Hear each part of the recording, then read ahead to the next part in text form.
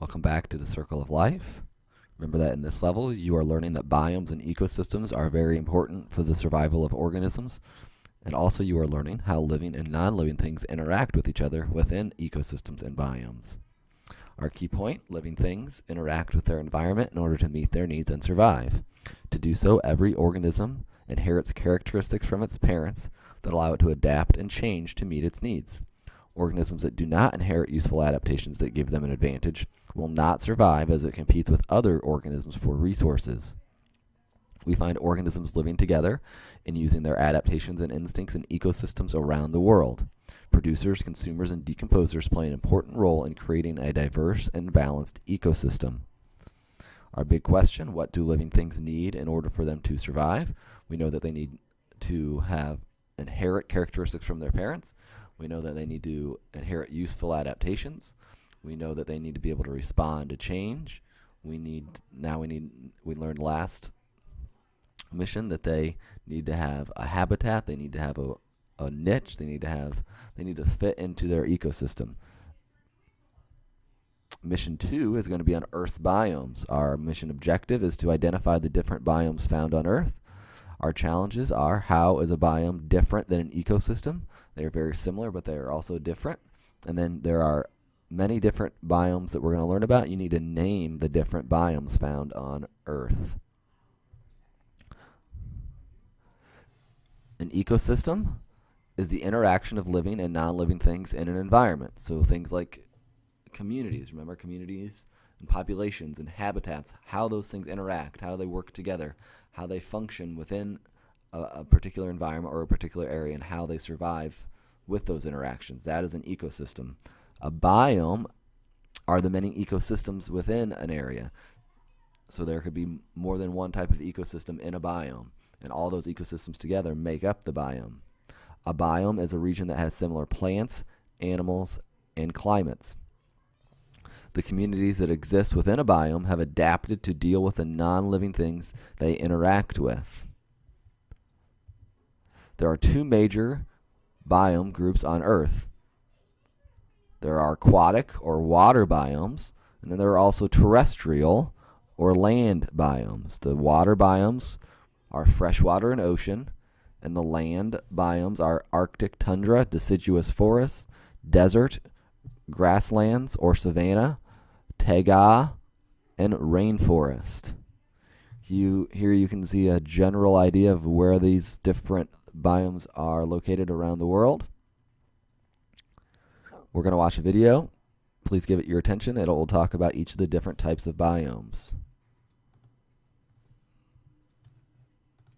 The 6 major land biomes are the deciduous forests of eastern North America, eastern Asia, and western Europe. This biome is known for its long, damp winters and trees that shed their leaves in the fall. The taiga, or coniferous forest. With its ancient forest of coniferous trees, this biome exists in cold subarctic regions of Canada, Europe, and Asia. Animals such as wolves, deer, and birds have adapted to its bitter cold. The tundra. Blistering cold whips across this treeless biome. Rock and low vegetation such as moss and lichen cover its Arctic and alpine floors. The desert. Dry climate and sparse vegetation define this biome. Only a few plants such as shrubs and cacti have adapted to this environment. The grassland.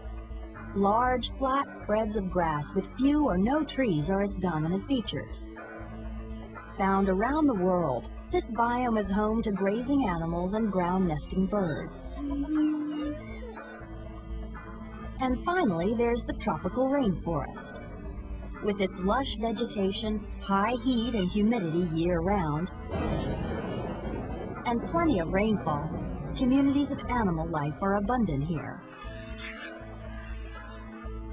Over millions of years, the plants and animals in the rainforest have developed a strong and complex interdependency.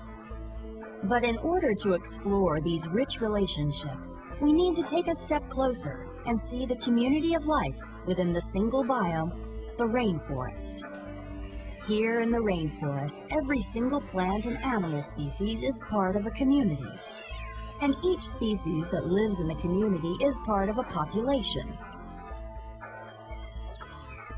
Past the thick branches and crowded undergrowth, these members of the leafcutter ant population cut off pieces of leaves and transport them back to their nest. These green plants were able to make their own food through photosynthesis. But since the ants can't produce their own food, they'll harvest these plants to grow the family of fungi called Lepiataceae. The leafcutter ants provide the amino acids and enzymes necessary for Lepiataceae to grow.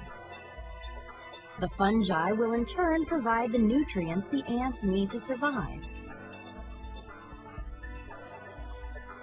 With its jaws and nimble body, this leafcutter ant has a specific job to do within a specific niche in its population of leafcutter ants.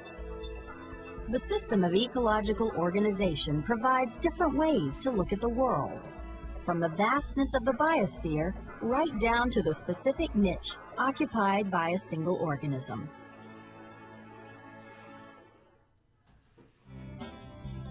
Now that you've seen ecosystems, populations, and habitats, talk about this.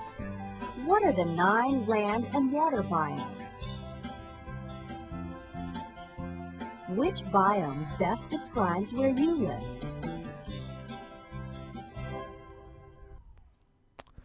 I do want you to think about the answers to those questions before moving on. See if you can identify them in your head.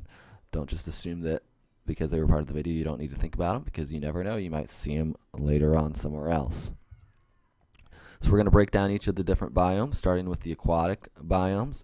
I want you to also pay attention to where the maps, like so that on this screen you can see there's a map, because later you're going to get a picture as part of your checkpoint or part of your level up, and you're going to need to tell me which biome goes with that picture or with that map. So here we have the freshwater biome. The blue on the map describes the general locations of the major aquatic biomes, freshwater biomes in the world. The freshwater biome was made up of water that does not have any salt.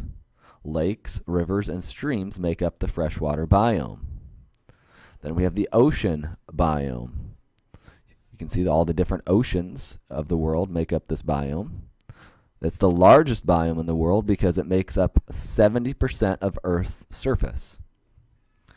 The water in this biome contains salt. Then we have the Arctic tundra biome. You can see where it is. It's mostly in the northern hemisphere, the northern part of the northern hemisphere. The tundra is a cold, dry region.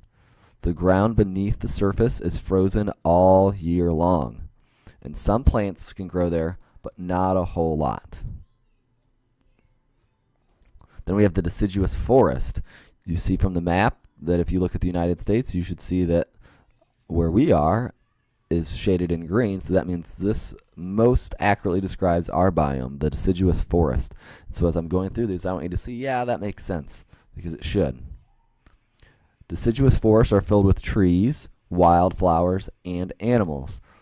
While you might not think our biome was filled with these things, they were in their natural setting before we came to cut them down and get rid of them. And if we were to go out and look at a place where there's less civilization, less human involvement, we would see these type of things. They have a temperate climate and receive a fair amount of rainfall.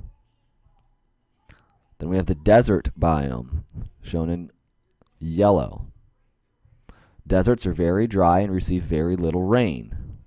The land has very dry soil, and usually it's very hot in the day and cold at night.